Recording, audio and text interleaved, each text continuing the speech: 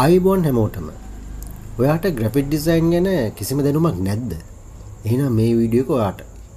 අද අපි කතා කරන්නේ ලෝකේ ඕනෑම කෙනෙකුට ඉතාම ලේසියෙන් ලස්සන නිර්මාණය කරන්න පුළුවන් Canva එක ගැන. මේක අපේ පළවෙනි පාඩම.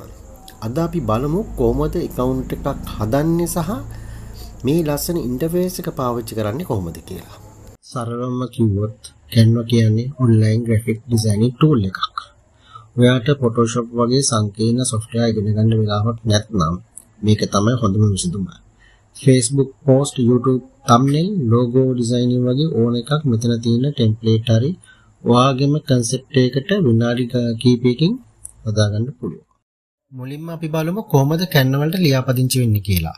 Google එකේ canva.com කියලා search කරන්න මෙතන තියෙන sign up button එක click කරලා ඔයාගේ Gmail එකෙන් ලේසියෙන්ම log වෙන්න පුළුවන්. මේකේ නොමිලේ පාවිච්චි කරන්න පුළුවන් වගේම මුදල් ගෙවලා ලබා ගන්නත් pro version එකකුත් තියෙනවා. මුලින්ම අපි නොමිලේ දෙන ටිකෙන් පාවිච්චි කරලා බලමු.